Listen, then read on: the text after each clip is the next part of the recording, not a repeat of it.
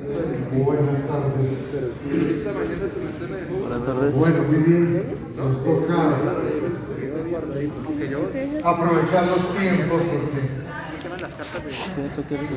tuvimos una época en que, miren, que todo se nos daba negativo, ni siquiera tiempo no. Muy bien. Entonces ya con la mirada que empezamos a tener de grupos de fármacos. Tapabocas. Obviamente ambos grupos tienen sus repercusiones en medicina clínica, patologías de impacto. Vamos a ver a partir de hoy en estos encuentros un grupo de fármacos que probablemente nos trascienden un poquito más porque tiene mucho que ver con las situaciones que causan más muerte todavía, ¿no? Bueno, a veces es variable, pero en nuestro entorno de esta comunidad occidental, y a pesar de estar en las partes bajas del desarrollo, probablemente aquí también, hace recientemente publicada de que se mueren los santanderianos, y la primera causa sigue siendo las enfermedades cardiovasculares. Entonces, si bien ahí veíamos alguna mirada con el grupo anterior, probablemente lo que vamos a empezar a mirar hoy es que trasciende muchísimo más el papel de los fármacos que vamos a estudiar, porque ellos tienen mucho que ver en el contexto de la enfermedad cardiovascular. Solamente para recordar a ustedes, ya está debidamente guardado, pero recuerden ustedes que el sistema nervioso en el componente simpático tiene sus cuerpos neuronales a nivel de columna torácica, ¿cierto? Principalmente, y medio. Primera característica, o sea, aparentemente en esta primera mirada, en la parte central no, sí pasaba con la vía colinérica.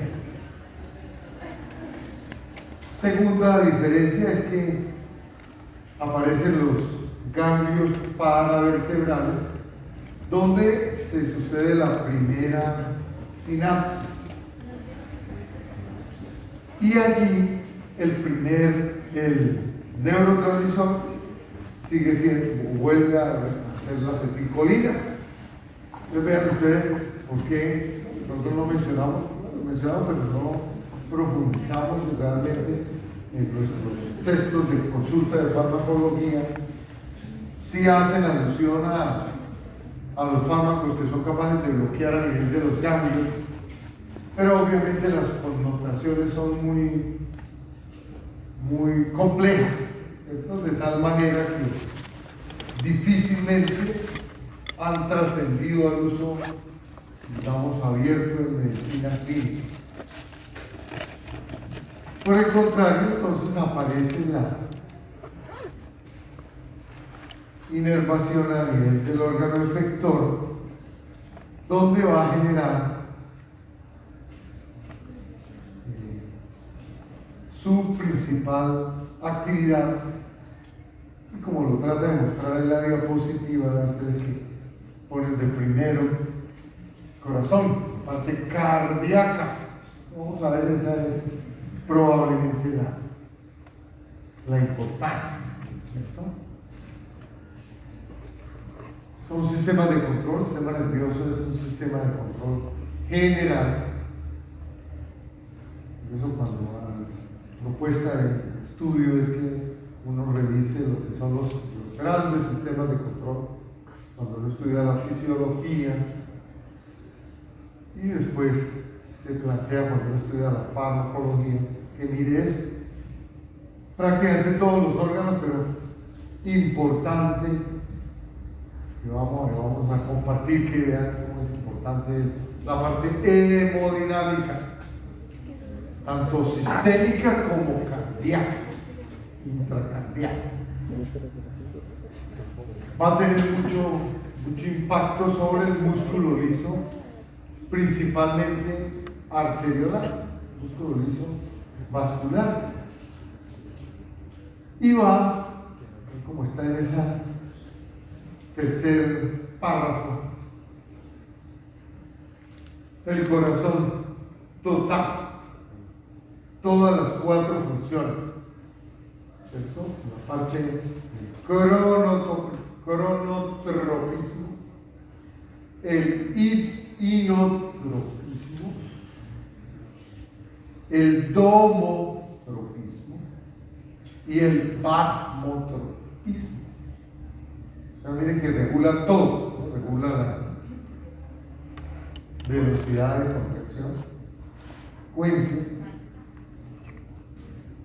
la fuerza, la conducción, las velocidades de conducción y las presiones en esa superestructura.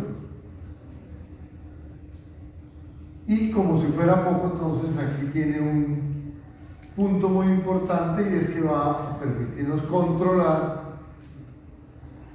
el metabolismo intermediario, principalmente de carbohidratos, pero lógicamente también hay de lípidos, también hay de proteínas, y también están los electrolitos. Probablemente también vamos a ver que tiene allí o alguna, se refleja su activación en esos órganos. ¿Quién es el protagonista acá? La noradrenalina. Aquí ya cambiamos nuestro protagonista, ya no es la acetilcolina, sino que vamos a hablar principalmente de noradrenalina. Lógicamente la adrenalina no se puede pasar a un segundo plano. Realmente la importancia de la adrenalina es súper importante, sabiendo y teniendo la diferenciación en que, si bien los dos tienen actividad como neurotransmisores, la adrenalina, además de esa función de neurotransmisor, también tiene actividad hormonal. Y esta diferencia se da porque principalmente tiene un proceso de secreción a nivel sanguíneo, y de ahí va a los órganos a trabajar, porque entonces se comporta como las hormonas. Pero todo lo demás, lógicamente a nivel central también hay vías adrenérgicas y vías no adrenérgicas, pero realmente el que es protagonista en las sinapsis realmente es la noradrenalina. El gráfico que es del libro de las ediciones recientes de Katsu. Entonces tratamos de mirar ahí cómo es el proceso de síntesis. Prácticamente es muy similar a lo que habíamos mencionado. Hay unos precursores, tal vez aquí es uno solo, ¿no? La tirosina, ese aminoácido, viene de la dieta, entra por un cotransportador a nivel de la neurona presináptica, acoplado con el sodio, a través de un sistema enzimático, la tirosina hidroxilasa, se sintetiza un precursor que es la dopa, que a su vez por una decarboxilación, en una decarboxilación no la colocan ahí en esa transparencia. Como decía en otro momento, ¿no? La diferencia entre la fisiología y la farmacología. Nosotros tomamos las cosas grandes que nos interesan no entramos en tanto detalle fisiológico, pero es muy importante. Pero bueno, el carboxílico da origen a, miren, la dopamina. Esa dopamina es recaptada o es tomada por sistemas de transporte, vesículas transportadoras de aminoácidos del citoplasma al interior de la vesícula. E incluso ahí es un sistema de intercambio con protones, saca hidrógeno y entra la dopamina, y el interior de la vesícula se convierte en norepinefrina o noradrenalina, que usamos más en español. Obviamente nunca está solo, ¿no? Ahora más adelante unas transparencias de retomar y pegar. Mejor que fuera animado, pero no me la pongan tan difícil. Pero ahí ya más bonito, ¿no? Nosotros lo hacemos ahí en el cerebro, ¿no? Dios, ahora viene así, ya también la gráfica. No está sola, ¿no? La noradrenalina, usualmente estas vesículas contienen otros mediadores. El ATP, algunos otros péptidos, ¿cierto? Que lógicamente probablemente tienen algún papel modulador en las cantidades que se liberan de la noradrenalina, que sería el principal. Igual, como mencionábamos, cuando llega el estímulo ingresa el calcio y esas proteínas que forman parte de la membrana de la vesícula se unen a las proteínas que forman parte de la membrana de la neurona presináptica, las sinaptosomas, y se forma el poro para permitir la salida de la noradrenalina. Hasta ahora nosotros decíamos y habíamos entendido que había un sistema enzimático que era el que terminaba la acción. Eso pasaba con la acetícola, pero acá no pasa eso. En la gráfica original no viene esa palabra que yo les puse ahí, ese matachito, ¿no? La mayoría, en efecto, va a terminar por recaptación. Transportadores que están ubicados en la membrana presináptica. Transportadores de neuropéptidos. Esa es la principal forma como termina la acción de la noradrenalina. Sí. No le preguntan, esa es la principal forma. No le pueden decir que es la única. No es cierto, pero es la más importante. ¿Por qué? Porque vean ustedes que aquí hay un sistema enzimático ubicado en la sinapsis,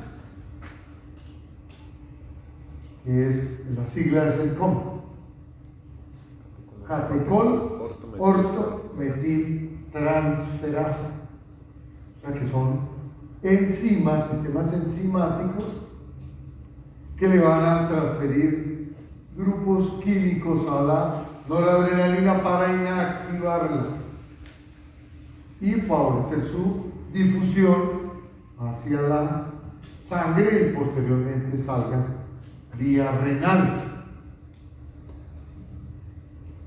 ¿Cómo se llaman los metabolitos que producen la noradrenalina? Fisiólogo, bioquímica. ¿Cómo se llaman? Empieza por N. Incluso es una forma clínica de uno confirmar una sospecha de una sobreactividad del sistema simpático, medir los metabolitos en la orina. La metanefrina, ¿cierto? Entonces usted mide las concentraciones en la orina. No se hace usual, pero uno tiene que saber que eso pasa, que eso es una cuestión fisiológica y nosotros la usamos en medicina clínica.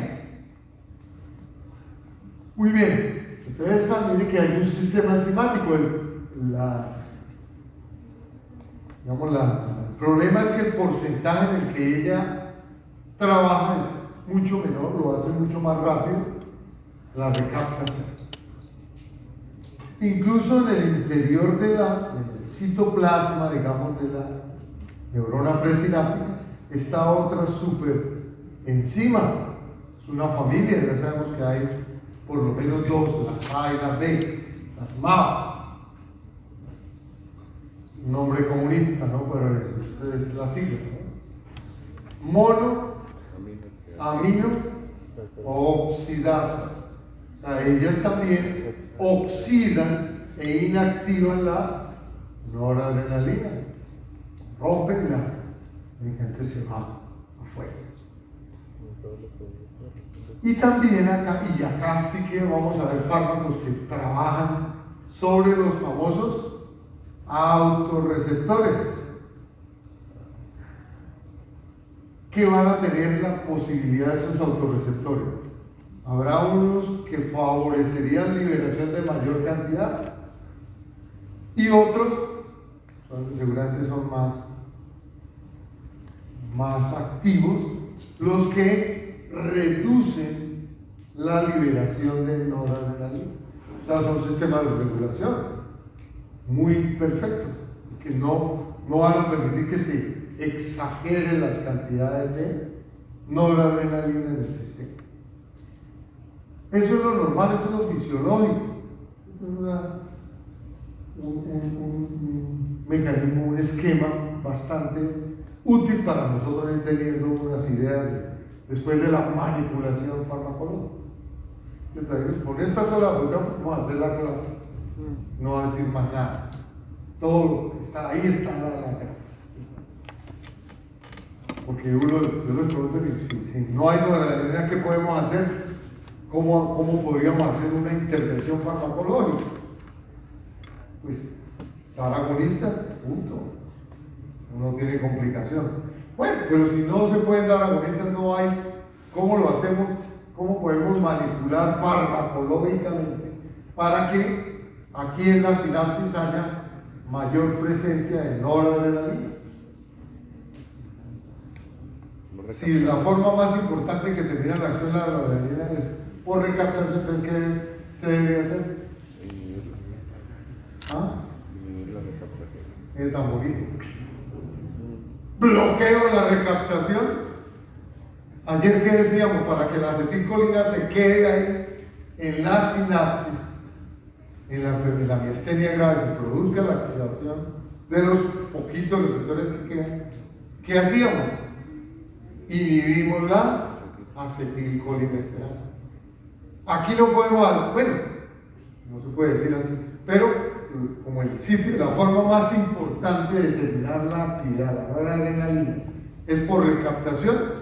Entonces yo inhibo es qué sustancia recreativa tiene como un blanco de acción bloquear la recaptación de catecolamina. Cocaína. A él le gustaba el compadre Diomedes. Y a mucha gente. A veces decimos en broma, ¿no? ¿Sabe que se estarán perdiendo por no probar esas cosas? Cocaína, ni más ni menos. La cocaína es un mal modelo de un bloqueador de la recaptación de catecolaminas.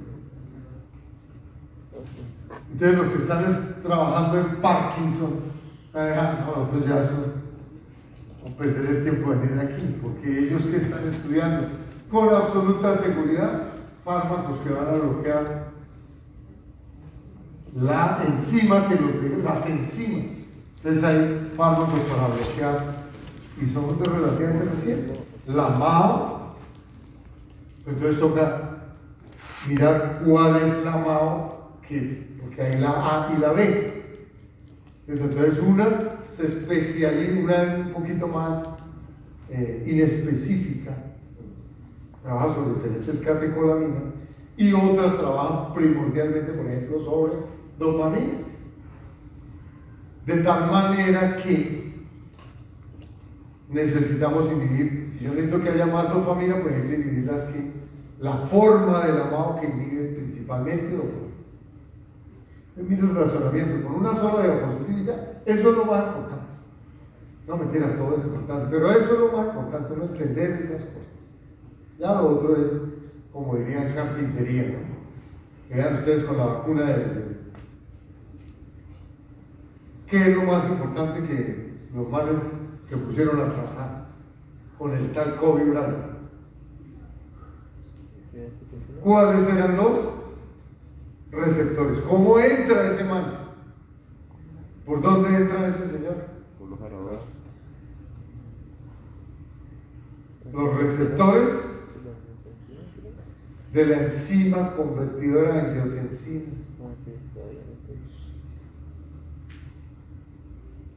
Miran los manes rapidito y el spike, bueno, bien pronunciado.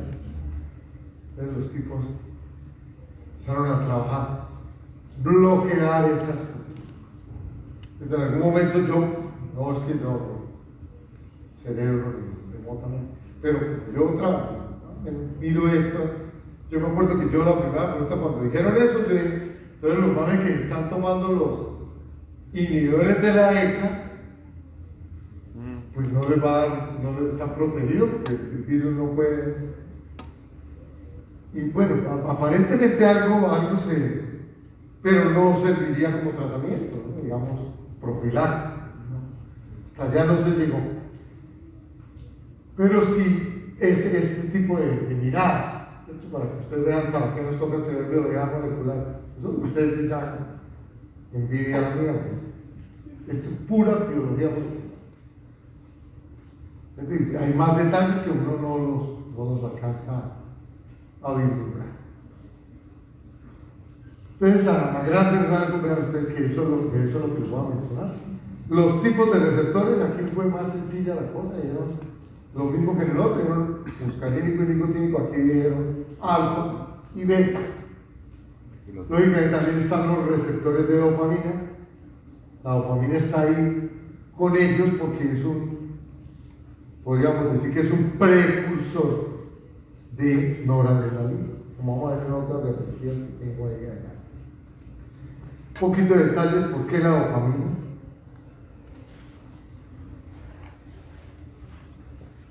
Porque también la familia de receptores de dopamina pertenecen a los receptores acoplados a proteínas E. Y en el caso de los D1, están acoplados a proteína G estimulante y la enzima que media la señalización intracelular es la adenilato ciclasa. Lógicamente eso va a permitir que se acumule el AMP cíclico, también el calcio, y hay la fosforilación de ciertas fosfolipasas, impide la contracción, porque así como en la vía dopaminérgica, en algunos lechos, principalmente a nivel esplánico, cuando uno menciona que se aumenta el AMP cíclico y que aumenta el calcio, así como las más de las veces, la mayoría del efecto que uno espera es aumento de contracción más complejos, actina, miosina por la carboglina, el calcio, o la troponina, calcio, en el caso del corazón. También sabemos que hay estructuras sobre todo a nivel vascular donde la fosforilación de las proteínas impide la formación del complejo.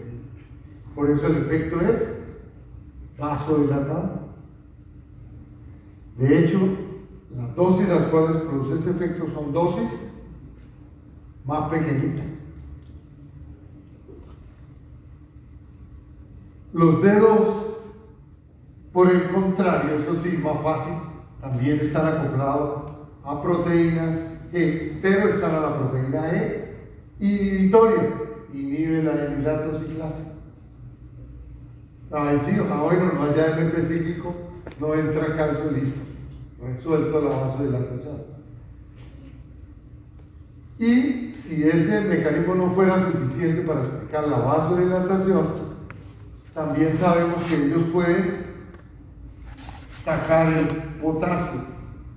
Entonces la célula se vuelve más negativa y no se contrae, no responde al estímulo contrario.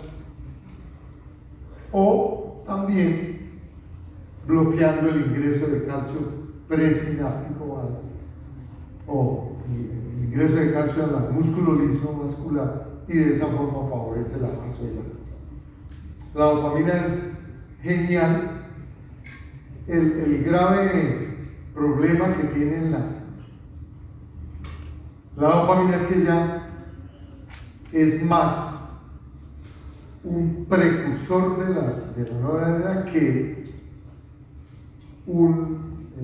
ella por sus propios efectos llegue a producir lo que yo necesito de la noradrenalina. Por eso hoy en muchos protocolos de manejo no la tienen. Una imagen vale más que 1000 palabras, y bueno, yo puedo copiársela, ese cuadro, pues, para no gastarme tantas diapositivas. Un solo cuadro, ahí están todas las claves de los receptores alfa. Ahí está una fotografía de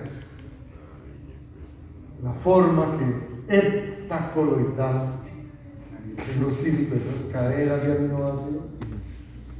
Lógicamente un segmento que está por fuera de la membrana, que es el receptor, y un segmento interno, el citoplasma, que es el que continúa con la señalización intracelular. Yo no les voy a preguntar eso, pero vean ustedes que sabemos ya dónde están ubicados los cromosomas. Está todo eso ahí. No pongo a perderse eso. Eso es importante, pero no siempre tenemos problemas genéticos con uno, y es una poca que lo hacen uno sistemáticamente. Sabemos a qué tipo de proteínas están acoplados. La mayoría, vean ustedes, que son las proteínas GQ. Por lo tanto, activan en la vía de la fosfolipasa C, también la fosfolipasa A2.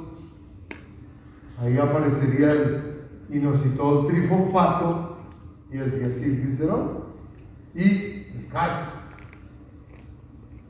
También favorecen el ingreso de calcio, los canales voltaje dependientes. También es capaz de aumentar o activa intercambiadores de sodio con protones, los conductos de potasio, y vean ustedes que se pone ya más complejo el efecto, porque empieza a trabajar con sistemas de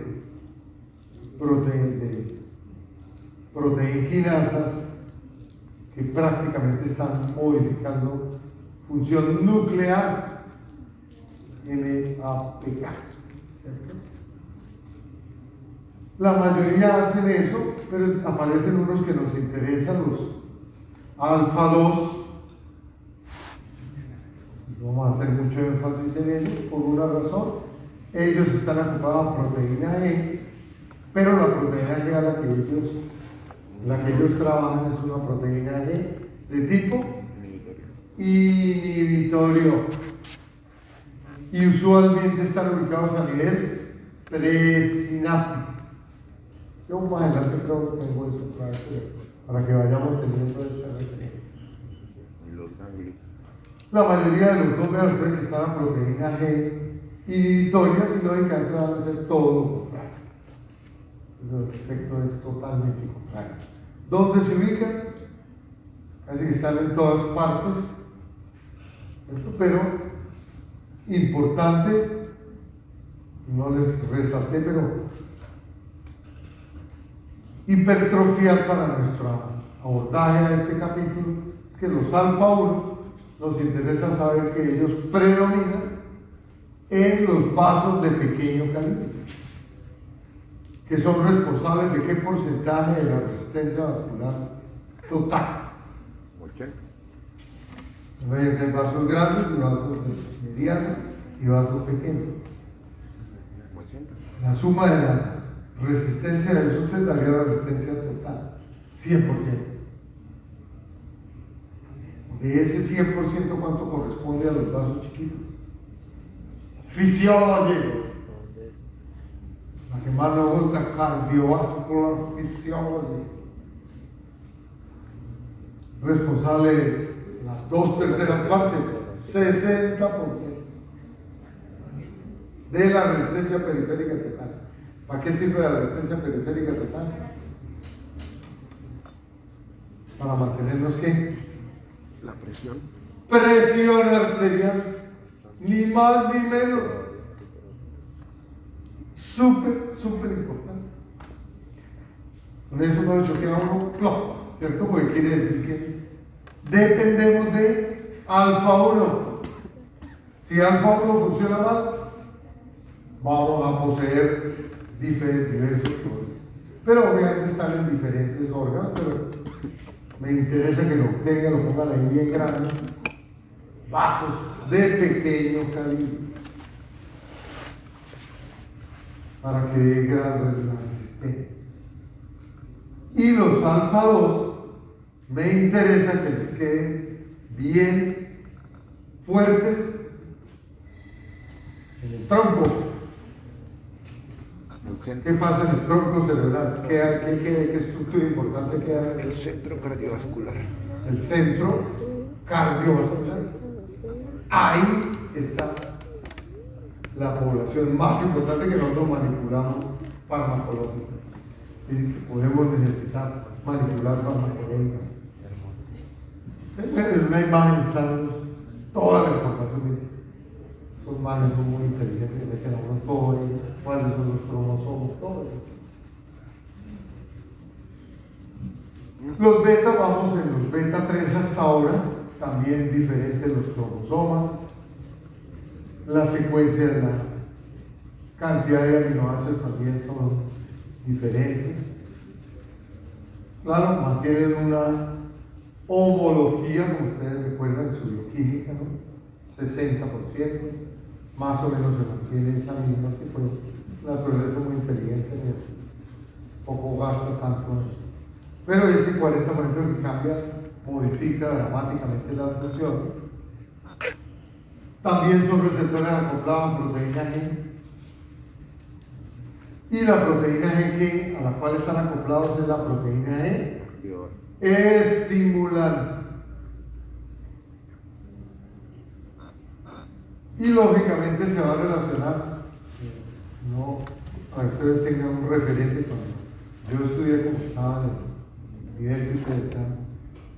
A mí solo me tocaba estudiar que la noradrenalina activaba la adenilato ciclasa y se aumentaba la ATP cíclico. Hasta ahí me tocaba aprender, más nada. Es decir, si yo era muy inteligente y me preguntaba, bueno, pues que entonces se aumenta, entonces produce contracción en el corazón. Pero entonces en el bronquio, la adrenalina me produce broncodilatación. Pero si todo es igual, apréndaselo, maestro, que no pregunte mucho porque entonces nos ponemos en serio problema.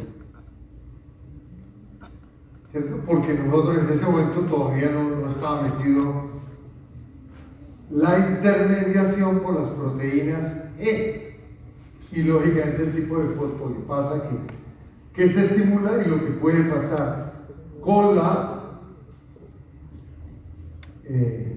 cuando se fosforilan algunos de los mediadores de la señalización intracelular. En general, vean ustedes que los beta 1, que son los del corazón importantemente, mejoran todas las funciones del corazón. El que escribió ese capítulo solo puso los dos efectos, pero todos, estimulan todo, toda la excitabilidad, la presión, la conducción, la frecuencia y la fuerza. Todo. De hecho, farmacológicamente hablando, si hay un paro cardíaco, ¿qué fármaco le tenemos que dar a los pacientes? Porque hoy probablemente no, si uno hace un paro cardíaco, ¿qué toca que tengan? Bueno, los que van adelante que pega un chuzazo de los parques de electricidad, diversión, los teatros, los centros comerciales, todo que debe haber, que debe existir un equipo, ¿no? O sea, la cardioversión eléctrica, hoy se supone que eso es, pero farmacológicamente. A un paro cardíaco, si no se le revierte, se muere, está muerto. Entonces le damos un poderoso agonista beta 1. Eso tiene nombre propio, la adrenalina sigue siendo la medicina primero publicado en las revistas que ustedes quieran buscar, en la información que quieran. Paro cardíaco, fármaco para manejar esa cantidad, adrenalina. Hasta la mano. Los beta 2, para nosotros van a ser muy importantes. Les decía ayer que ya cualquiera nos dice, yo estoy usando un agonista beta 2 para el asma. Esto lo pongo al niño.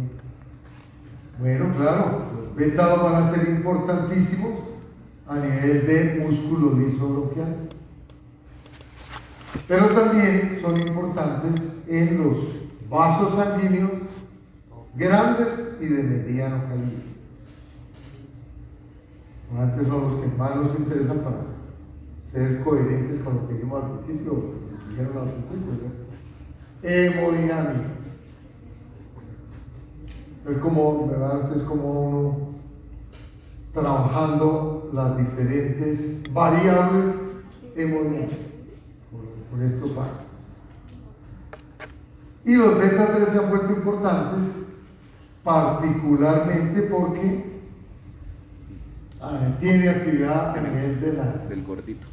estructuras metabólicas como el tejido adiposo, ahí parece que tiene un papel muy importante, y digamos que nosotros, pues, por lo menos hasta donde se tiene así bien abierta la información, no introducen los otros tipos de resultados. Bueno, esto del cápsula un poquito menos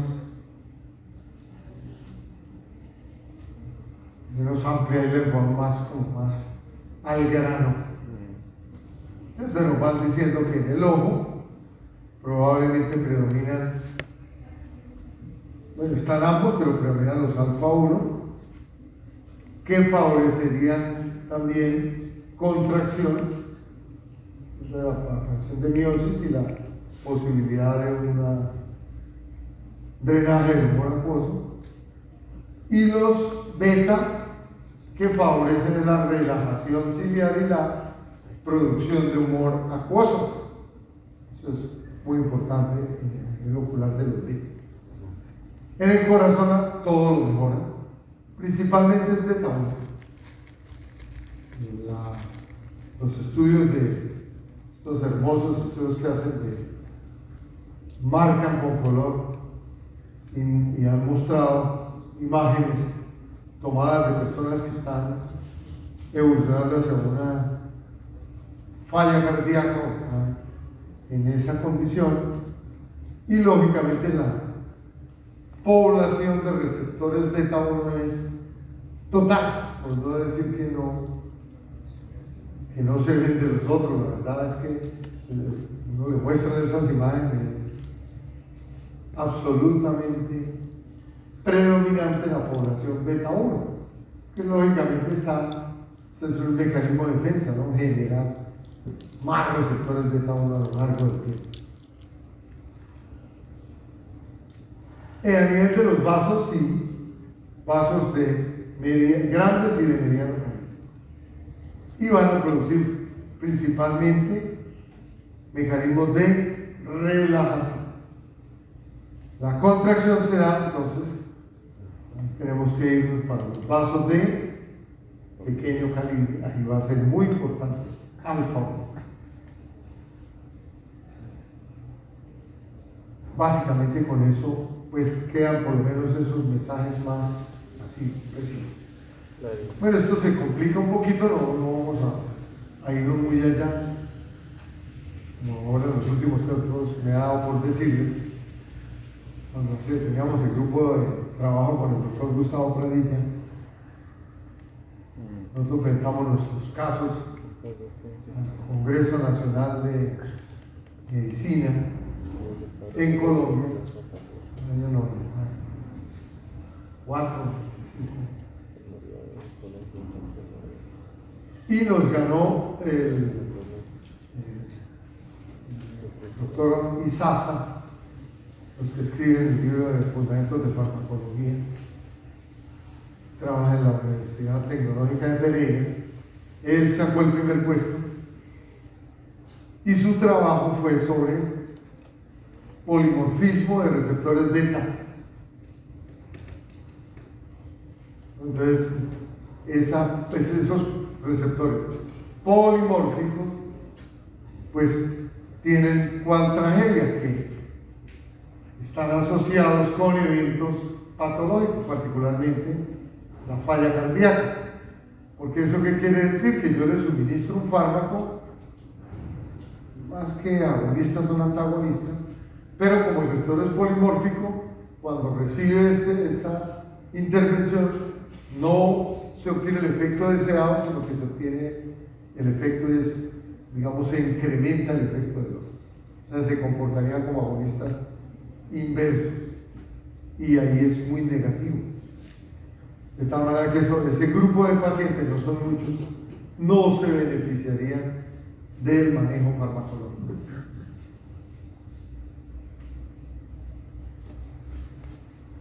Lógicamente, los que más nos interesan pues es los sitios de interacción entre el fármaco y el receptor, los que más interesan en farmacología. Hay algo otros que tienen diferentes combinaciones, los que llaman los haplotipos, y esto pues en dos patologías muy frecuentes, falla cardíaca y asma. No soy yo, si ustedes me preguntan cuántos he tenido la oportunidad de ninguno, pero están descritos y hay que estar atentos a eso. Lo que les decía, esto sí es de nuestro Woodman and German, la persona que hace el esquema, nos dice lo que realmente puede pasar en una terminal, es donde hay no uno, sino la probabilidad de que haya 3 diferentes activaciones.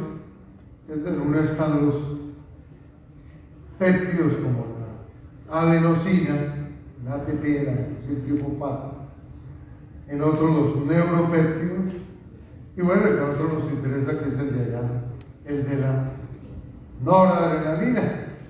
Vean que ahí está más o menos lo que yo les mencioné, la que ustedes descartan: el ingreso de la tirosina, la conversión dentro de la sinapsis de dopamina por procesos de decarboxilación a llegar al norepinefrina. Y lógicamente la activación de receptores alfa beta, los autorreceptores, y ahí ya nos empiezan a decir que los alfa 2 presinápticos inhiben la liberación, pero que los beta 2 favorecen liberación de noradrenalina, ¿cierto? Y lógicamente que la noradrenalina puede ser recaptada, pudiera ser metabolizada por la MAO, o puede ser nuevamente recaptada en la vesícula. Que todos esos procesos fríamente organizados están en las personas que tienen todo normal, ¿no? Pero cuando hay enfermedad, pues esto se compromete y lógicamente la idea es con los fármacos poder modular lo que está pasando. La secuencia que viene es más o menos repetirlo, pero aprovechar unos matachitos que me parecen más didácticos para uno ir consolidando ideas. Aquí estaría cómo es los procesos de síntesis de noradrenalina. Primero de la tirosina le agrega un grupo hidroxilo. Mire, la molécula es una fotocopia, la tirosina de la dopa. Son igualitas, solo que la dopa ya tiene un grupo nuevo hidroxilo. Después le quitamos un grupo carboxilo, una decarboxilasa, y eso da origen a la dopamina. Y otra dopamina beta hidrolasa le agrega un grupo hidroxilo en ese carbono beta ahí, y eso es lo que se llama norepinefrina. Mire que es el mismo esquema, solo que le modificamos los grupos. Fabuloso, ¿no? Es muy fríamente ingenioso. Lógicamente esa es la forma de síntesis y va a ser recaptada y almacenada dentro de la vecina. Viene el estímulo eléctrico, entra calcio, se forman los poros allí, se libera la norepinefrina y va a activar las neuronas postsinápticas. Parte puede ir a la circulación. Lógicamente no va, bueno, puede difundir perfectamente a la circulación sanguínea. De hecho, ustedes, los grupos que hayan estudiado fisiopatología de la insuficiencia cardíaca, ¿qué pasa si un paciente con insuficiencia cardíaca le toman niveles de noradrenalina circulantes? ¿Cómo esperaría uno que esté? ¿O cómo sabemos que está? Porque eso ya lo hicieron. En sangre, entonces una muestra de sangre, por favor, ¿cuánto hay ahí de norepinefrina, noradrenalina? Lógicamente va a estar ¿qué? Bueno, usted dirá, no, pues que eso no. Entonces se la pregunto de otra forma. ¿Cómo si una persona tiene una insuficiencia cardíaca, le tomo una muestra de sangre,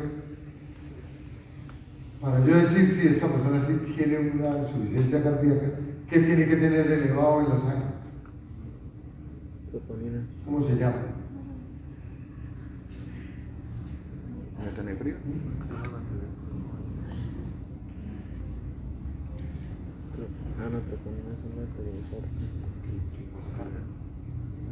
Péptido. Péptido natriurético adrenal, sí, claro. Bueno, eso es que no lo hacemos aquí, sí, ya me voy a morir y me quedaré con las ganas. Yo pues tengo que preguntarle a los humanos que han ido a otra parte a decir, en otros países sí le toman eso, que sí, si uno tiene. No, aquí se los han tomado, y los toman. No a todos, y mucho menos en nuestro hospital. Ojalá cambien las cosas, pero eso es lo malo de volverse viejo, se vuelve muy escéptico, ya no cree en nada, no, mala cosa. Por eso uno está viejo, ¿no? Cuando uno no cree en nada que está jodido, está viejo. Pero médica, la medicina es muy linda, la lógica. La noradrenalina tiene que estar altísima, porque esa persona, ¿cómo se está defendiendo? Ya el corazón, ¿cómo se defiende el corazón? Pues haciéndolo trabajar más. ¿Y cómo lo hace trabajar más? Más noradrenalina. Eso ya había en estudio y nos decían, si la noradrenalina está alta, el pronóstico es muy malo. Pronóstico es que ese señor se va a morir. Pues mire que yo alcancé a ir no hace mucho, porcentaje de pacientes que viven 2 años después de que se le diagnosticó insuficiencia cardíaca. ¿Cuánta gente está viva? 5%. La mitad. Muy alto. Yo me cuestionaba, nosotros tanto saber, pues, tantas cosas, y realmente es muy poco el impacto. Pero bueno, pero como no puede venir la adrenalina, entonces, ¿cuál será clínicamente qué es lo que nos toca? Digo nos toca porque es lo que eso sí, ese sí es, como se llama, eso sí es patrimonio nuestro. No necesitamos computadores, no necesitamos exámenes, máquinas, absolutamente nada. Necesitamos el cerebro. Es cómo se traduce ese aumento de noradrenalina clínicamente en el paciente. ¿Qué le pasará? Yo como sé al examinar a esa persona que tiene alta la noradrenalina. Jugando, me diría. La frecuencia cardíaca. Por encima de cuánto se considera que uno está taquicárdico. Cierto. Lo normal es que uno esté entre cuánto y cuánto. 60, sí. Dicen que de 60 a 90, a 100. Eche, pero eso es muy alto. Debían, voy a preguntarle al doctor. Voy a preguntarle ahora que ya no podemos matar más y ¿por qué los clínicos seguimos diciendo, o siguen diciendo los que es de 60 a 100? Para mí el margen debe ser más chiquito, porque clínicamente una persona que tenga insuficiencia cardíaca y mantenga por encima de 90 la frecuencia cardíaca, tiene mal pronóstico clínicamente. Entonces, me tengo unos minuticos para que vean que esto es hermoso, absolutamente trascendental. Entonces, cuando usted le toma la frecuencia cardíaca, usted está viendo que uno está entendiendo mucho mejor el proceso. ¿Cierto? Está uno, y eso sí toca en segundo, no las horas que nos va gastando acá, los años que nos gastamos estudiando, no, ahí nos toca en el momento en vivo con el paciente y en fracciones de segundos, todo esto está ahí, reflejado en eso. Cada que usted le está tomando y usted dice, esta persona es turno, usted está determinando pronóstico, riesgo, todo. Clínicamente. Yo no tengo exámenes ni nada, solamente por la evaluación clínica. Yo ahí sí le coloqué en este momento no venía la principal forma como se termina la actividad por recaptación presinal. A reforzarles eso. Lógicamente, no nos olvidemos que está la catecolortometilina monoaminoxidasa. La una en la parte citoplasmática, citoplasma y la otra está. Los autorreceptores. Beta 2 favorece el salino. Alfa 2 presináptico inhibe liberación de neurotransmisores. Entonces, si hoy les voy a comentar lo de los agonistas, de hecho no puedo hablar de agonistas de alfa porque esos males se comportan como unos antagonistas de la vía sexual.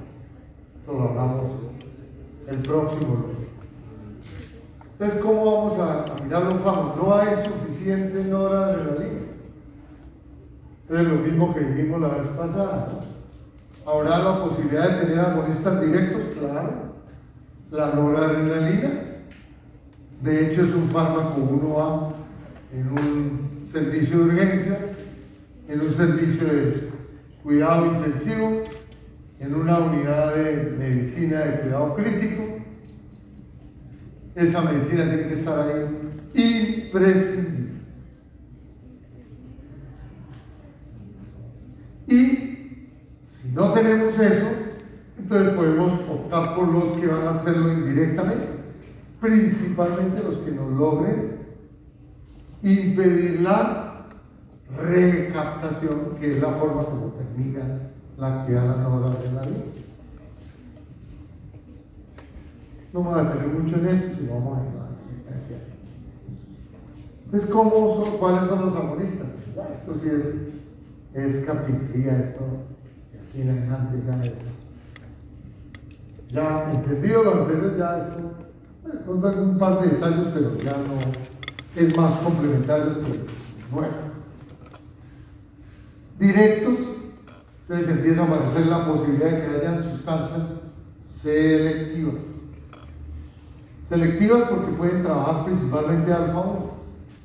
Fenilefrina es un buen modelo de un agonista puro alfa-1. Que trabajen muy bien sobre alfa-2, clonidina. Todo esto sigue siendo muy bien.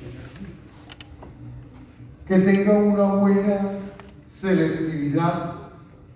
Ese es el lenguaje, acuérdense, contextualmente cuando decimos que es relativamente selectivo. La dobutamina,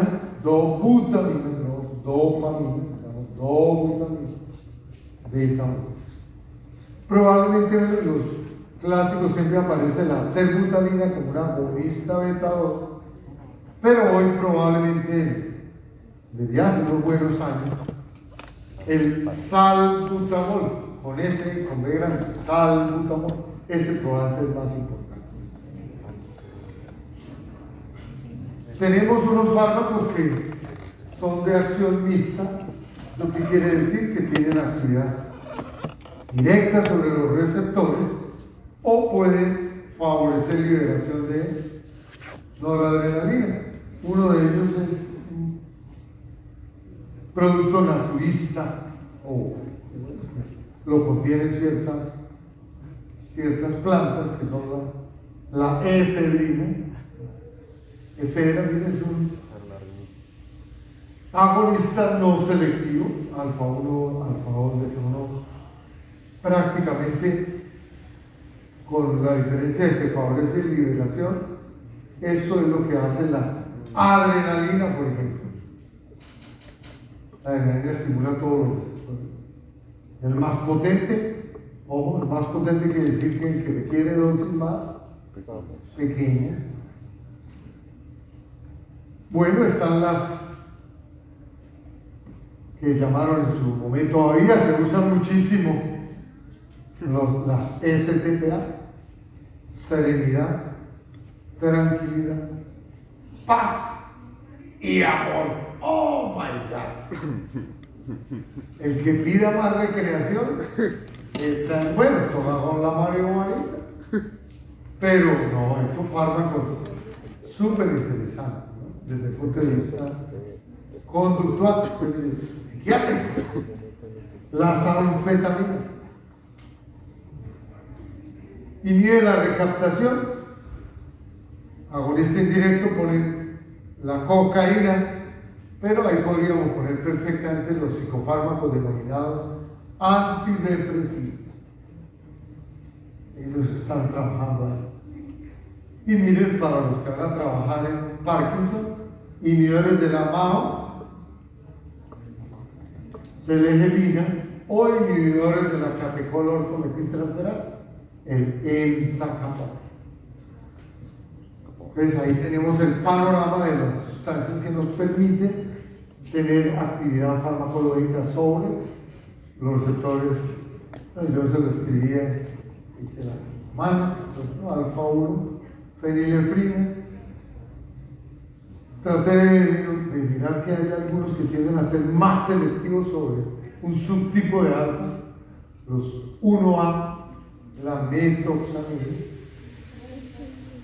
los alfa-2, la clonidina, y algunos más selectivos sobre alfa-2A, como la oximetazolina. Pero lógicamente en el contexto realmente no alcanza a trascender la diferenciación.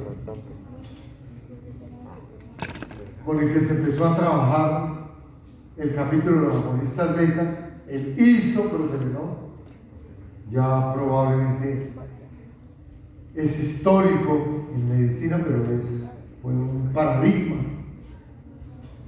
Hoy nos quedan el beta 1, que es la dobutamina, sigue estando ahí. Unidades de cuidado coronario tiene que estar, unidades de cuidado intensivo. Y los beta 2 para el asma, particularmente el salbutamol. Ahí está referenciado ese factor. ¿Por qué nos toca hablar de, recuerden, relativamente? Ahora, no le choca eso. ¿Es o no es? Cuando le preguntan a los profesores que son bravos, ¿no? Pero usted me está diciendo eso que usted está, eso no es. No, todo, pero es que acuérdese que en biología esas verdades absolutas no son bien. No. Acuérdense que nosotros nos toca ser argumentativos.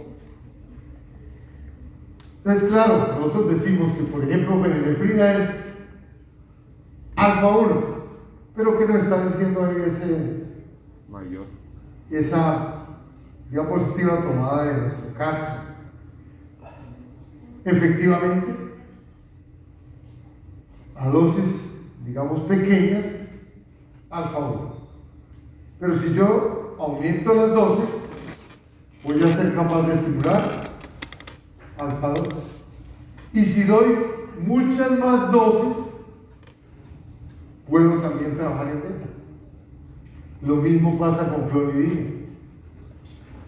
Se invierte, claro, más alfa 2, pero la noradrenalina contra la adrenalina. Eso es muy buena pregunta. ¿Cuál es más importante? Bueno, y no fisiológicamente no, la adrenalina. Sí, está bien. Ahí pierde uno. Pero digamos que la pérdida es solo por esos dos fuertes argumentos, ¿no? Ese es el fisiológico y trabaja muy bien sobre receptores alfa y beta 1. Pero miren ustedes que noradrenalina sobre beta 2 no es presente. La adrenalina trabaja alfas, trabaja betas. Y ahí los males pusieron beta 1 igual a beta 2.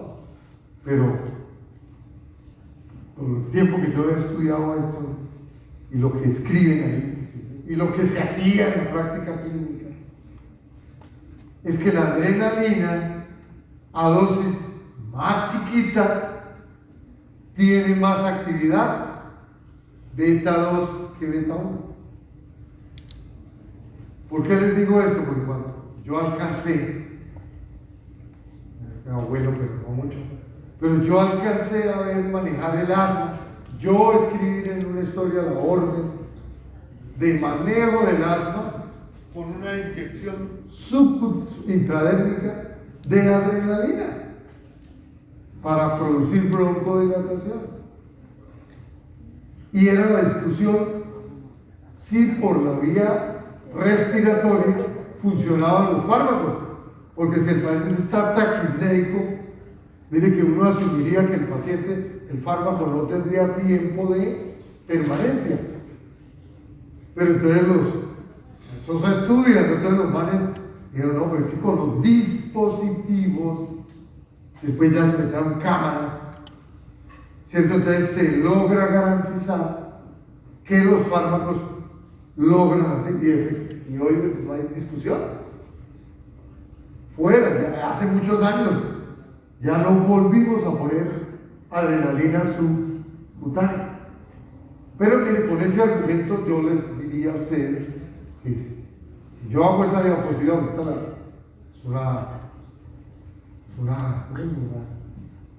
¿cómo llaman eso? Pero no, yo no estoy gustando para vender ni nada. Que no le quita yo no estoy quitando la propiedad intelectual al señor, la igualito. Y yo digo, ¿dónde es? ¿Quién fue el que lo hizo allá? Pero si yo hubiera hecho la diapositiva, yo tendría que pensar o poner que tiene más actividad que beta 2 que beta 1. yo pondría si beta 2 mayor o igual que beta 1. ¿Cierto? En cambio, la noradrenalina, 0 pollitos, nada. Porque para lograr tengo que dar una dosis muy alta y eso ya es un problema.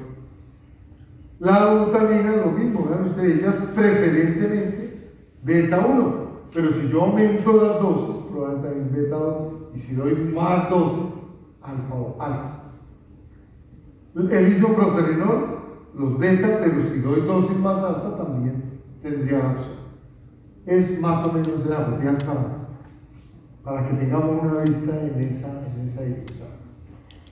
Cinéticamente no son complejas. Nos toca usar la infusión las más de las veces porque son de vida media muy corta. Entonces ustedes ya los que han tenido la oportunidad de ver pacientes críticos, la orden que uno le hace es preparar esta infusión y aplicársela a tanta velocidad por minuto. Y estamos modulando, porque mire, la vida media es muy chiquita. Excepto la que le gustaba a Maradona, la efedrina. El viejo Maradona le gustaba la efedrina, pero esa sí era muy fuerte, cruza la vía oral. Se usa por vía oral, cruza la pared. Tiene un buen tiempo de actividad y fuera de eso no sufre metabolismo y se elimina fácilmente por la boca. Más o menos los más nuevos no cambian mucho. Mire, la fenilefrina y la butamina tienden a tener el mismo comportamiento porque son sustratos de los sistemas enzimáticos. El salbutamol ya empieza a ser un poco más generoso en eso, se usa por vía oral. Si me preguntan, a mí me corchan, yo no he visto darlo por la vía oral.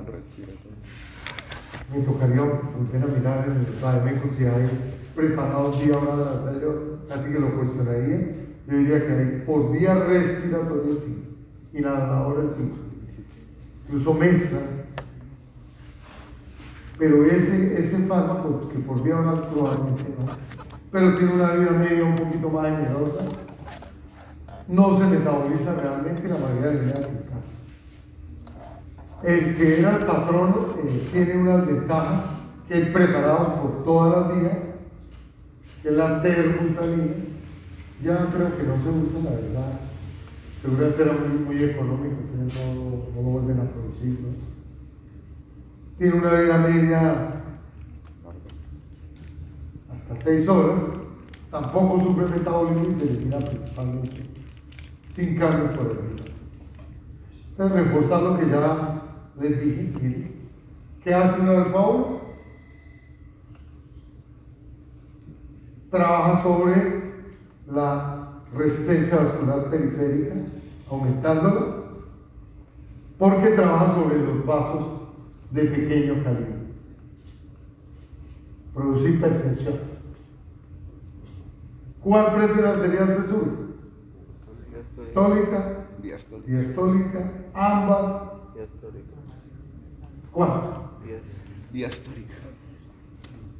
Cuando ustedes vieron allá Physiology, ¿de qué depende la presión arterial sistólica? Gasto cardíaco. De gasto cardíaco. ¿Y de qué depende el gasto cardíaco? Del volumen. Frecuencia cardíaca por volumen latido. Mire todas las variables, ¿viste cómo va jugando con eso? Por eso le dicen aumenta frecuencia cardíaca, dice aumenta el gasto. Pero la presión arterial depende del gasto como un todo, y el gasto como un todo es de frecuencia cardíaca por volumen latido. Y la presión arterial diastólica, ¿de qué depende? La resistencia. Resistencia vascular periférica, o sea, la diastólica. Entonces, a uno ahí le deberían decir que puede aumentar la presión arterial, principalmente la diastólica, ¿cierto? Pero bueno, los efectos son genéricos. Probablemente no son tan importantes en el efecto inotrópico, pero sí los receptores que hay a nivel de músculo cardíaco, receptores alfa 1, favorecerían y notropismo positivo. No fuéramos al laboratorio, ¿no? Para que no le quede a uno, este sería un registro de un animalito, lo tenemos allá, anestesiado, le estamos haciendo control de la presión arterial, la frecuencia cardíaca, le colocamos un agonista alfa 1, la fenilefrina, y lógicamente le disparamos la presión arterial, ahí se subieron ambas, pero la que se ha debido subir más debería ser la presión arterial diastólica, ¿verdad? Ahí subieron ambas casi en la misma proporción, donde subió más, igual. Lo mismo. 45 la única, igualito. Pero uno debería esperar, ¿cierto?, que hubiera un mayor impacto sobre la presión arterial diastólica. Bueno, pero hagamos un ejercicio siempre, porque ya lo he estudiado yo, entonces ya, ¿qué? ¿Por qué se subió la presión sistólica? Si el fármaco lo que está produciendo es vasoconstricción. ¿Esa vasoconstricción será solo en la arteria? Si fuera solo en la arteria, no podemos decir. No, acuérdense que se pueden encontrar, se contraen ambos. Y si se contraen las venas, ¿qué pasa? Aumenta el volumen. Aumenta De llegada. retorno venoso. Y si llega más sangre al corazón, ¿qué le pasa? Aumenta el gasto. Al corazón. Aumenta el gasto. Aumenta el volumen. Llega más volumen. Más gas. Volumen latido. Entonces va a aumentar el gasto cardíaco. O sea que puede aumentarse la presión arterial sistólica. ¿Ves? Por la venoconstricción. Venoconstricción. Ah, es que hermosa la medicina. Es hermosa la fisiología. Es lindo esa parte, es bonito. ¿Cómo explico esto? Yo creo que No, señor, esto es sistólico. contrae la No, pero entonces, como no me dijeron que era solo las arterias, entonces no me pueden, sí me puede pasar perfectamente. Aumentar el volumen latido y por Ahí está lo de. ¿Por qué se disminuyó la frecuencia cardíaca? Ay, che, porque ahí estaba el otro, ¿no? Ah, no, me fui para adelante. Mira, amigo. Un pasito para atrás. Sí, tiene toda razón, no manejo, porque mire, 170, yo le hice eso y ¡pum! Se cayó a 160. ¿Qué pasó ahí? ¿Por qué se bajó la presión, la frecuencia cardíaca? Compensa. Eso es lo que viene en la otra diapositiva, ¿no? Lo que se llaman los reflejos. Los reflejos. Los varoreceptores, claro, los manes detectan la presión, está aumentada la presión, entonces ¿qué hacen los manes? Descarga, bloquea la vía simpática y activa el tono vagal. luego baja la frecuencia. Trata de disminuir el gasto cardíaco. Menos frecuencia cardíaca, menos gasto cardíaco. El gasto cardíaco. El organismo es absolutamente sano. Controla eso, mire. No, aquí hay un problema, controlemos, ¿no? No lo dejemos perder el control. ¿Cierto? Entonces, genera y probablemente esos reflejos, cuando son normales, claro, cuando uno se nos daña, ¿cuándo se nos dañan los reflejos? ¿Cuál enfermedad silenciosa? Terrible. La hipertensión arterial. ¿Cuánto dura un hipertenso? Uno le aparece la hipertensión, no, y mañana voy al consultorio y me toma la presión y el doctor me dice, señor, ¿está hipertenso? Acuérdese que uno ya lleva ahí la procesión andando muchos años.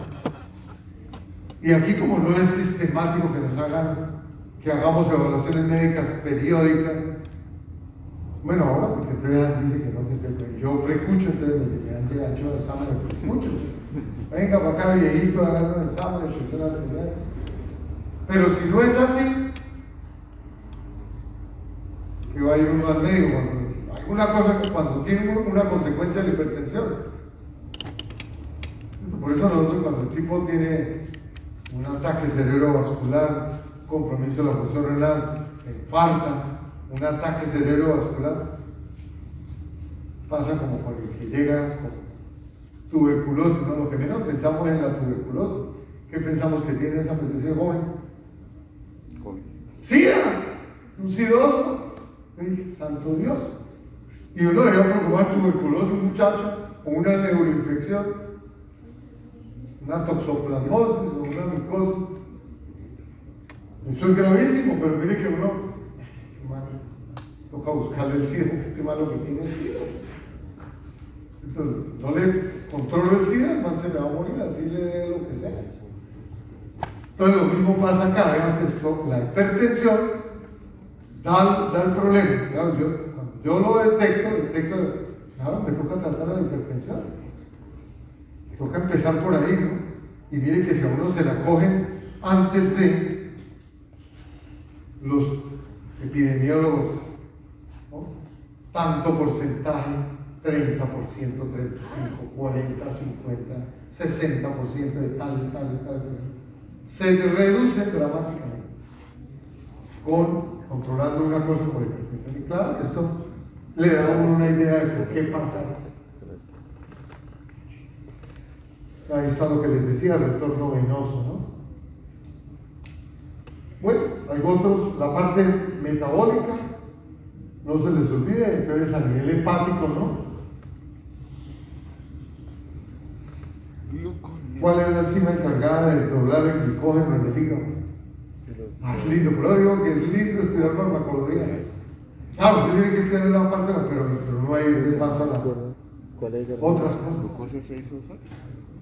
Se llama la enzima clave en desdoblar el glicógeno. Ah, el glucógeno. La glucosa 6 o fatasa. Fosfatasa de glucosa. Y esa es estimulada, entonces ya me dice aquí, entonces, no la adrenalina estimula beta 3 en el hígado, proteína G estimulante, aminoácidos ciclasa, fosfolipasa C,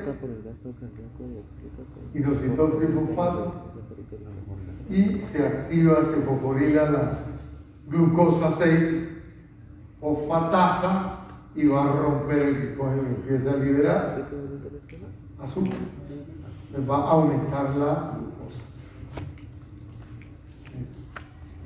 Neurológicamente, haciendo todo un proceso bioquímico y súper importante.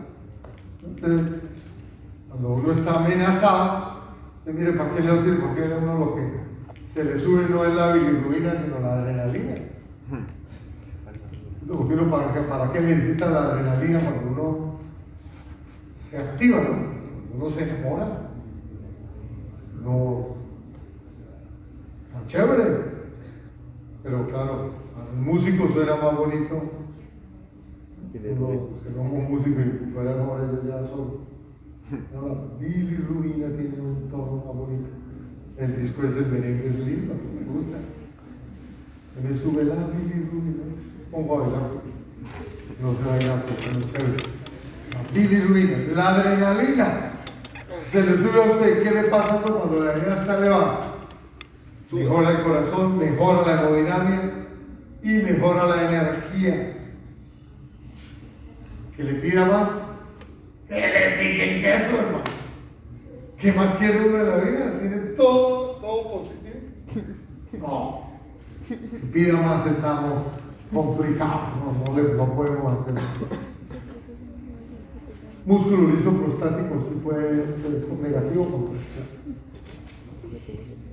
Un poquito de detalles, aunque esto, como les decía en el anterior encuentro, probablemente ahorita estamos mirando más lo de las talefosfodiesterasa, pero vean ustedes que los alfa son importantes en la uretra prostática, en la porción de la uretra que atraviesa la próstata. Entonces, lógicamente, controlan la actividad de ese esfínter. Aparentemente son alfa 1A y alfa 1D. ¿Cierto? Pensamos que son más los 1D, porque este fármaco, la mitodrina, tiende a ser más agonista 1D. Pero lógicamente con los 1A también se obtienen buenos efectos. O sea, oigan, que no agonistas, sino aquí lo contrario, ¿no? Nos toca dar esa antagonía.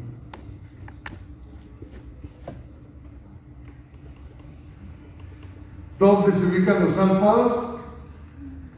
Entonces, a nivel de tronco cerebral, ¿cierto? Los centros vasculares, los centros cardiomotores, cardiovasculares. Y lógicamente activan el vago y bloquean el simpático. Y hay muchas formas de decirlo, ¿no? Lo mismo, el resultado es igual. Lo que usted plantea es igual. No se dejen enredar, no nos toca aprender ese lenguaje, ¿verdad? Yo puedo decir que cuando un alfa-2 trabaja, me favorece la acción del parasimpático, induciendo bien. O puedo decir, un agonista alfa-2 presináptico me inhibe la actividad simpática. Lo mismo, el resultado es igual. Porque en el último lo que va a predominar es que va a limitar la actividad simpática y lógicamente va a ser una excelente estructura antihipertensiva. Sin embargo, que los alfa-2, bueno, inhiben liberaciones de noradrenalina, o sea que estos fármacos no solamente estarían haciendo el efecto fisiológico, sino que estarían disminuyendo los niveles circulantes de noradrenalina, por ejemplo. Eso tendría una ventaja. Pero mire, favorecería la agregación de las plaquetas. O sea que eso es igual a que tienen un riesgo de provocar trombosis. Qué chévere. No tienen efecto sobre la parte Está lipídica. muy acelerado. Te da Los beta 1 mejoran todo. Inotrópico, Darle eso a alguien que positivo. tiene problemas de coagulación. cloronotrópico positivo, Está bacana esa pregunta. domotrópico positivo, esta es la diagonal. Recuérdenos, por favor. ¿Y qué es el efecto lucitrópico? Yo como que si no lo he puesto aquí. Bueno, mejor deliberadamente porque está todo ahí abajo. No me puedo preguntar nada, no puedo compartir nada con ustedes. Lucitrópico, ¿qué es eso? El efecto lucitrópico. ¿A qué hace referencia esto? En el corazón. ¿Cómo están? ¿Cómo están cómo es la anatomía de las fibras musculares? ¿Cómo están dispuestas, digamos, espacialmente? ¿Están así, a los circulares, o están más bien como oblicuas? Como oblicuas, ¿no? Y lógicamente el diseño es perfecto para que cuando se contraiga produzcan la misma, se desplacen de la misma forma, produzcan la misma presión en todo el contexto. Esto es una fantasía. Es un principio de física sencillo. Porque ¿qué pasa cuando a uno se le van dañando las fibras del músculo? Por eso dice que la contracción es irregular. Ese gasto cardíaco está produciendo, ¿Qué coño? es como, hay partes que, por eso, ¿qué examen piden los cardiólogos? No les gustaría que le hablaran más todo el tiempo de clínica. Eco. Pero los males llegan a hacer el interrogante, lo primero que vienen, muéstrenme qué. Eco. ¡Eco! Un eco. No, es que eso sí ¿Ay, lo qué? ¿Por qué no me hablemos primero de la parte clínica? Díganme todo la clínica. Muéstrenme. Yo siempre tengo unos profesores que eran así, el doctor, y yo no sé qué se hizo el doctor Celis. Además venía, había hecho el posgrado en la Universidad de Nueva York. Y en ese tiempo el man nos ayudó en fisiología, hermano. O sea, al man le gustaba mucho eso.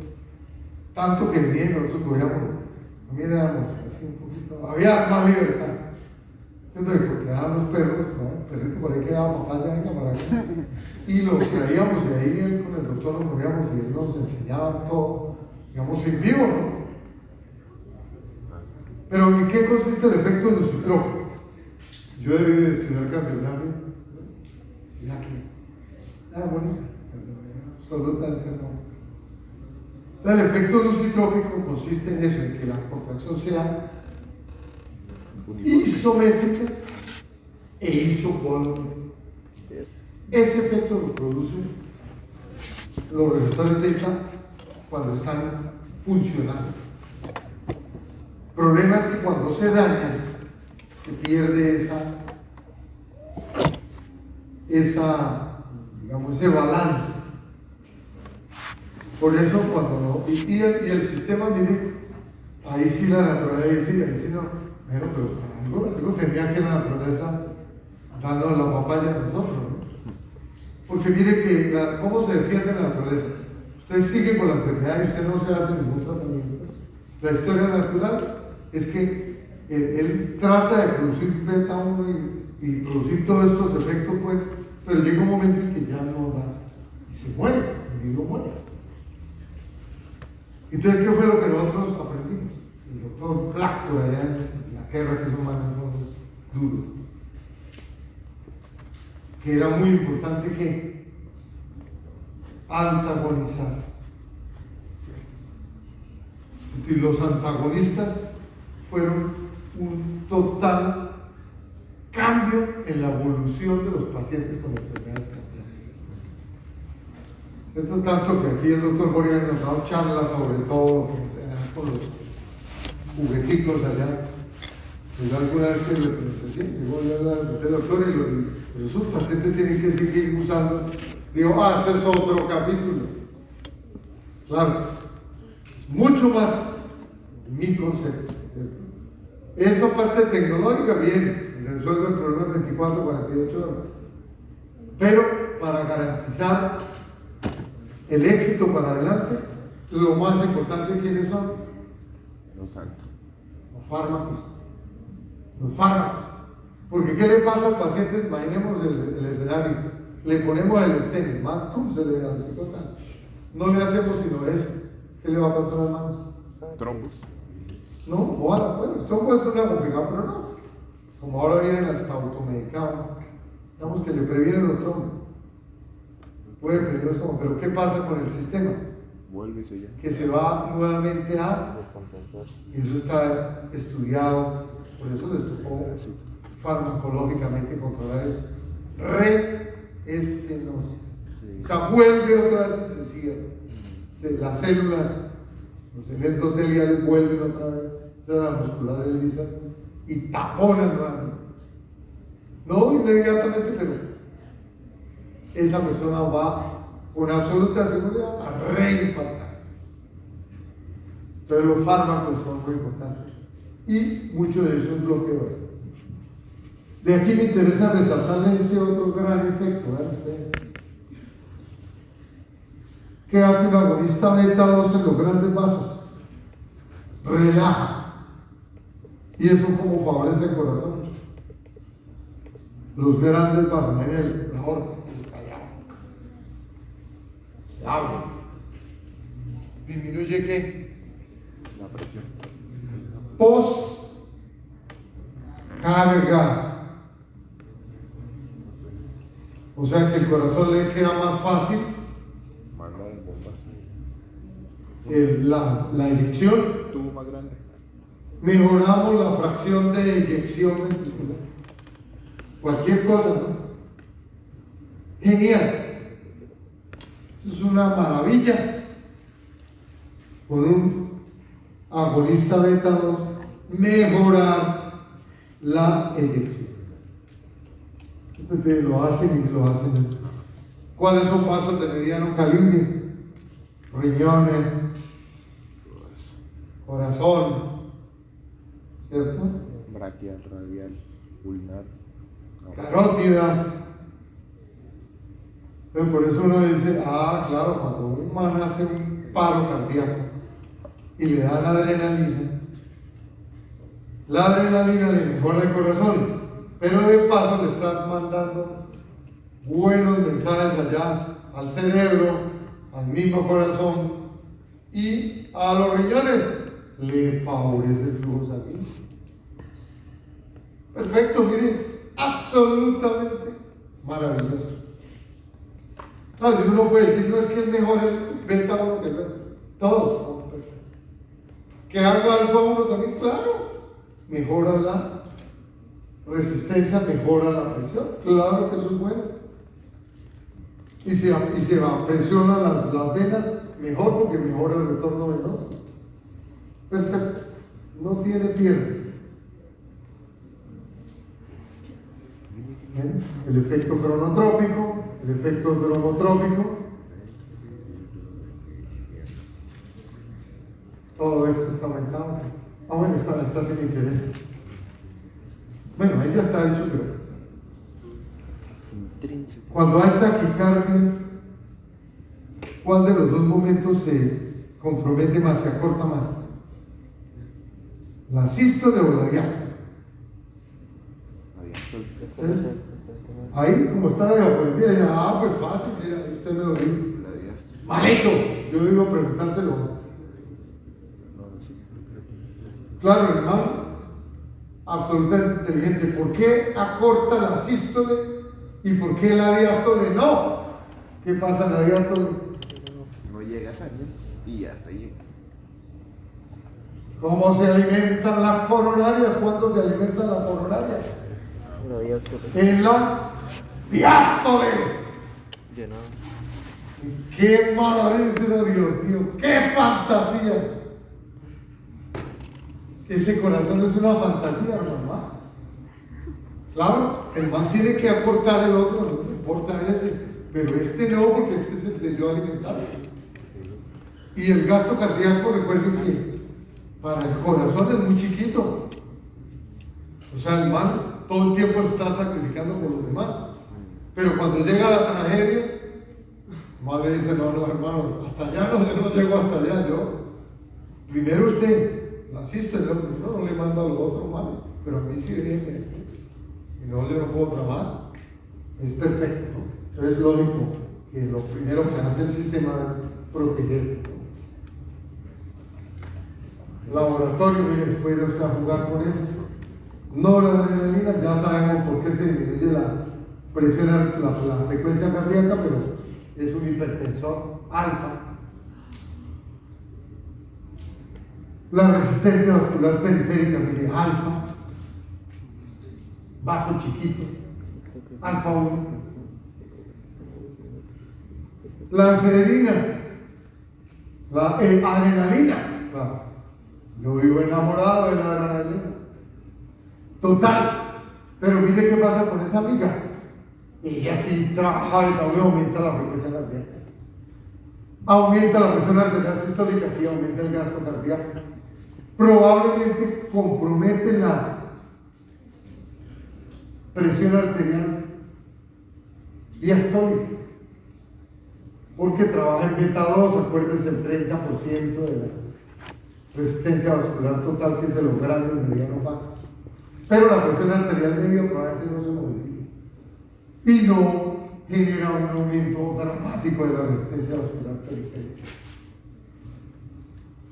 ¿Qué pasa con el isoproterenol, que es solamente beta?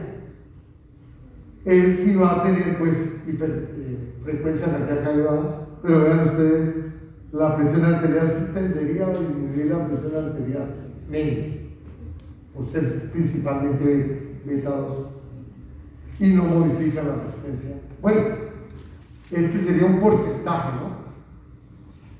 Caería un 30% de la resistencia vascular periférica. No se puede caer todo porque esa no depende de los grandes vasos. ¿Por qué finalmente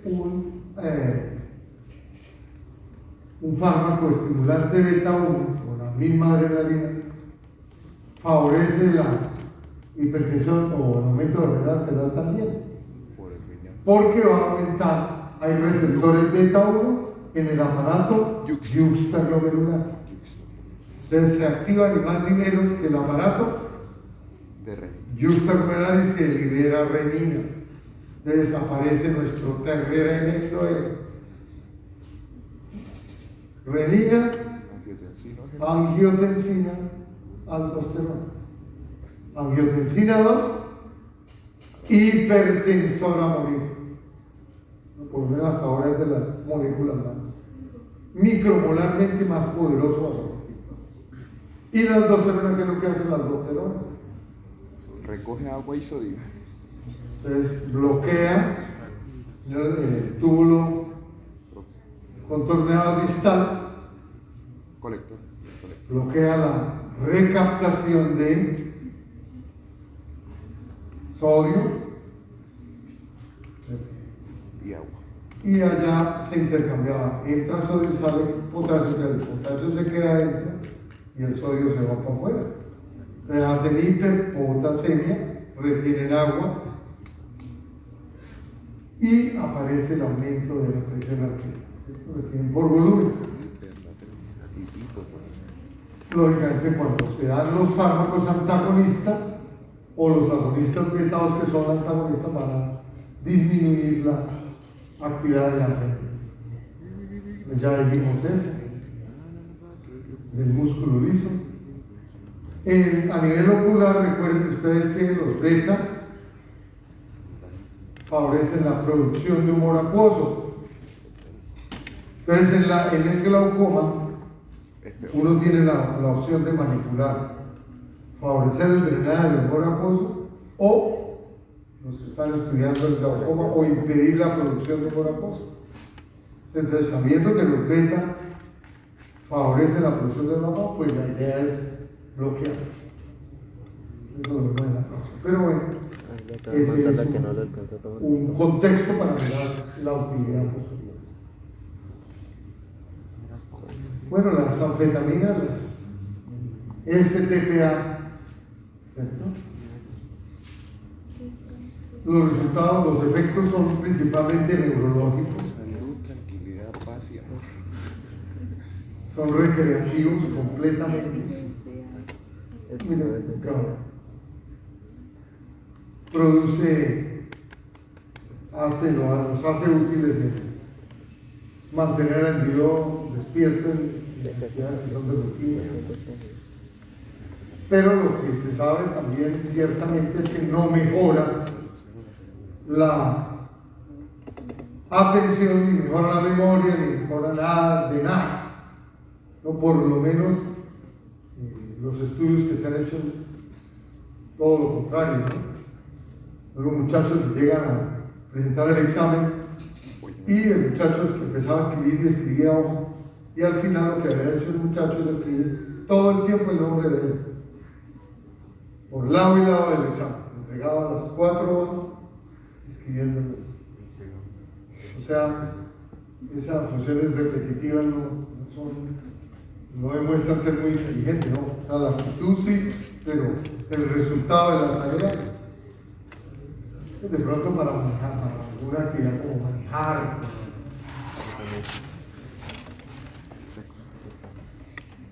Los beta 2, bueno, vamos a mirar más efectos que esto, yo nomás me limité a decir esto. A nivel ginecológico se sabe que pueden ayudar, aunque esto no lo usan ya hoy. Hoy probablemente los protocolos de control de las mujeres con trabajo de parto prematuro están usando preferentemente bloqueadores de los canales de cáncer. Amlodipina. La parte glandular realmente es muy poco útil, más bien esto sí.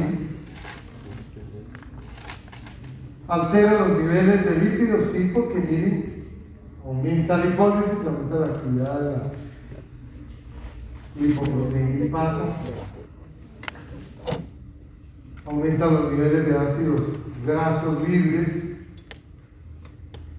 puede favorecer el aumento del lactato, porque él lógicamente acelera la respiración anaeróbica.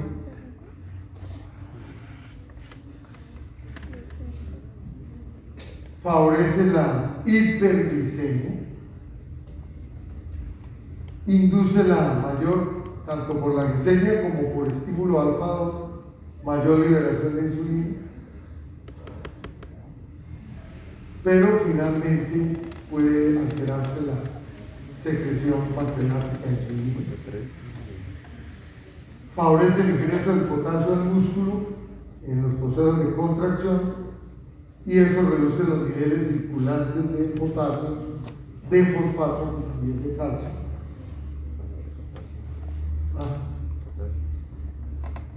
Esto es del libro de Goodman y Gilman, comparando adrenalina con noradrenalina.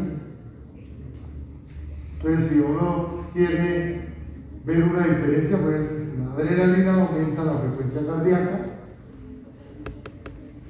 mejora la presión arterial sistólica, mejora el gasto cardíaco, induce arritmias, Vamos a uno. el flujo, mantiene el flujo coronario.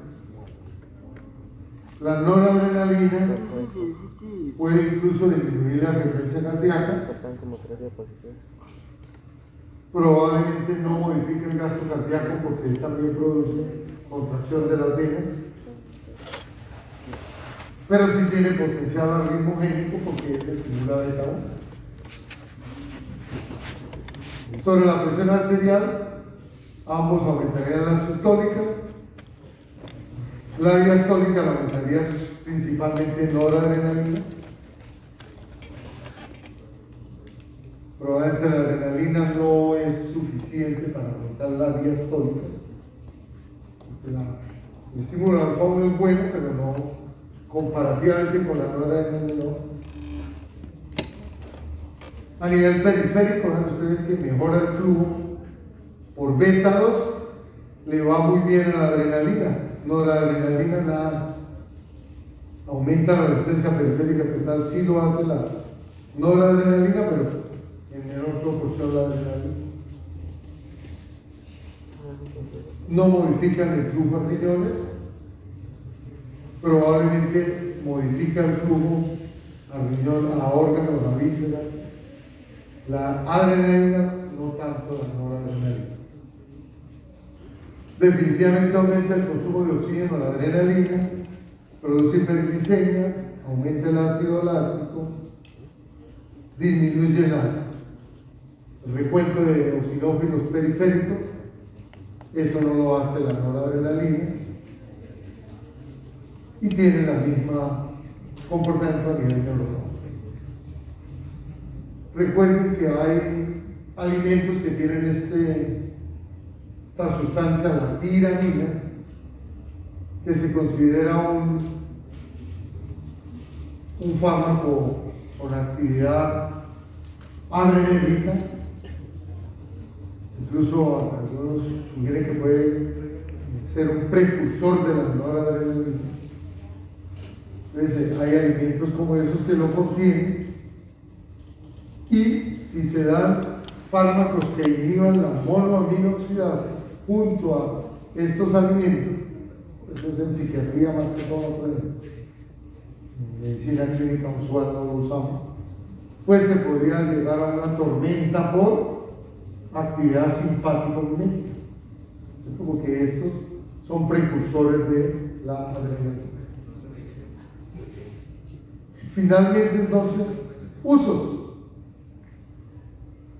Definitivamente, fármaco de primera línea en el manejo del choque anafiláctico. Esto lo vamos a ver en un seminario, entonces no les digo más porque nos digan a discutir. Paro cardíaco, fármaco de primera línea. Es 1A, también primera línea en el manejo, en el control del asma bronquial, el salbutamol. Importantes en el manejo de la insuficiencia cardíaca en las categorías D, La pregunta. hacia el final. Me olvidé hacerla. La pregunta. Lógicamente son una muy buena herramienta para el control del choque cardiomédico, farmacológicamente hablando. O sea, los protocolos, probablemente hoy hay otras más cardiología intervencionista, pero farmacológicamente tenemos también opción por estas herramientas, con estos fármacos. Pacientes en choque, unidades de cuidado intensivo. ¿Cierto? Lo más importante en el choque siempre va a ser garantizar la volemia, pero una vez el paciente persiste con las variables de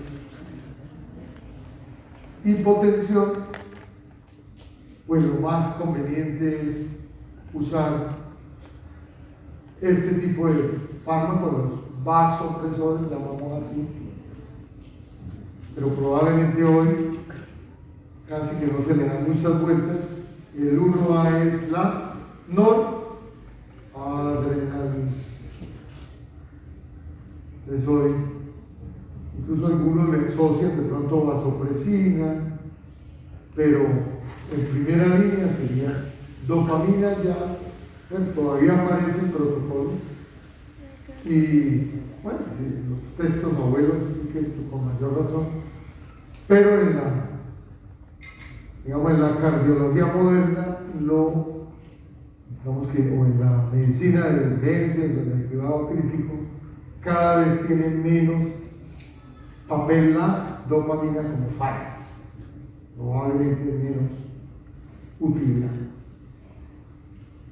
Son vasoconstrictores, decíamos, los alfa 1, entonces lo usamos como parte del manejo de estos síndromes gripales con secreción nasal o bueno, enfermedades que cursen con congestión nasal, incluso congestión conjuntival también tópicamente, fármacos diseñados allí con esa orientación para producir vasoconstricción y reducir las secreciones glandulares. En el rescate, el fármaco de primera línea son los antagonistas de los receptores colinérgicos, que decíamos el hipertropio, el tiotropio, estos son de primera línea. Pero cuando el paciente hace crisis, probablemente es prudente asociar beta 2 agonistas en el control del paciente con enfermedad pulmonar obstructiva crónica. En pequeña cirugía, ¿no? En sitios que no son riesgosos, tiene la mezcla de un anestésico local con vasoconstrictor, con la intención de disminuir el sangrado, cuero cabelludo, La lidocaína. la parte de los antebrazos, las piernas. Eso uno puede colocar infiltraciones de estos preparados con agonistas alfa 1 o los odontólogos para extracciones dentales y manipulaciones que tengan riesgo de sangrado.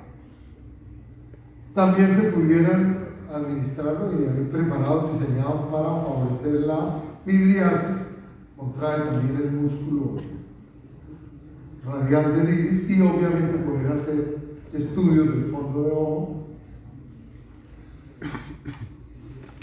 Cada vez se usa menos los agonistas beta 2 en el trabajo, en el control del parto prematuro. Hay algunas referencias que los hacen potencialmente útiles en el control de la obesidad. Mezcla de, por ejemplo, cafeína con fentermina, que es una anfetamina.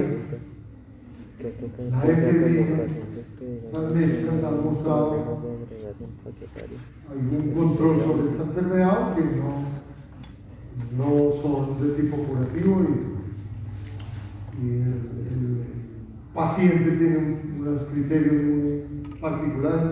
Prácticamente no estamos hablando de obesidad mórbida, sino de casi que un poquito de sobrepeso y una fase 1 de obesidad. Curiosamente, en pediatría, los neuropediatras, los psiquiatras infantiles, encuentran pacientes con esta enfermedad, hiperreactividad con déficit de atención, y se vuelven importantes las anfetaminas, curiosamente para generar una anfetamina uno va a estimular, sí, pero es que al inicio se produce una estimulación, pero a medida que el paciente recibe la medicina se produce como una digamos modulación a la inversa en la actividad del sistema noradrenérgico, y los pacientes controlan los síntomas. En estos pacientes con narcolepsia pues dan sobre todo anfetaminas. Los efectos adversos pues son una extensión realmente de lo que hemos dicho hasta ahora. A nivel cardiovascular, pues ¿cuál va a ser los riesgos? Una crisis hipertensiva, claro que sí. Una arritmia cardíaca, claro que sí. El riesgo de un síndrome coronario agudo, claro que sí. Por eso hoy se ven hombres muy jóvenes, muchachas jóvenes que hacen síndromes coronarios, enfermedad cerebrovascular por vasoconstricción inducida por sustancias, la cocaína, las anfetaminas, y bueno, y toda esa cantidad que hay, todo un tratado de farmacología recreativa,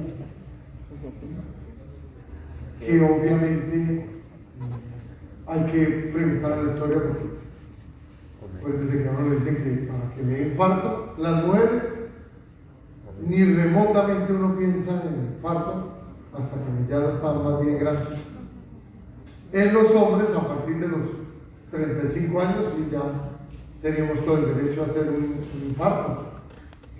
Pero si es una persona joven, y si es una mujer joven también, y llega con clínica sugestiva de síndrome coronario, pues no se puede decir que ese no tiene esa posibilidad, no hay que estar ahí.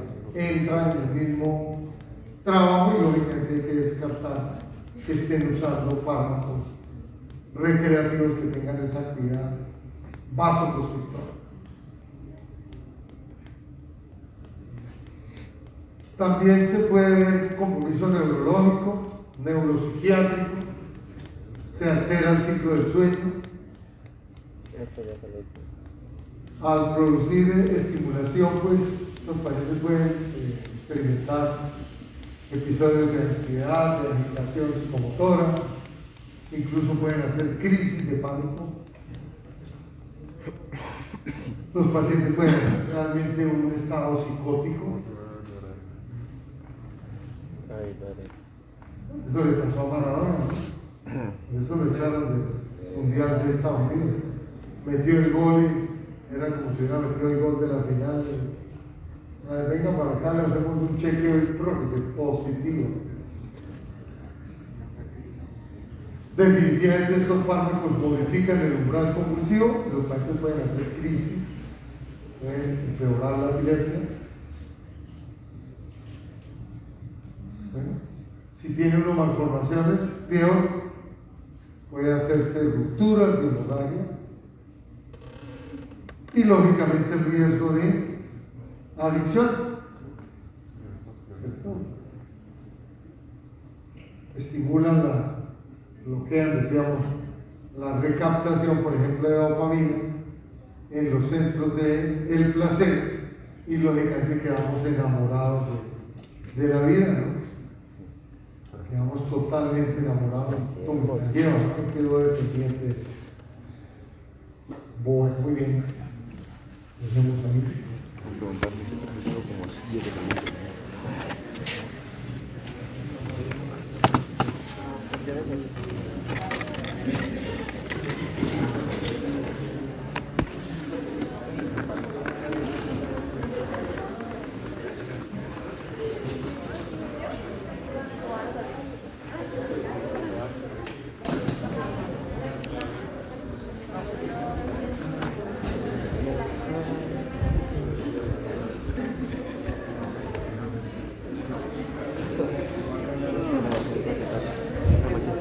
mientras te voy a guardar.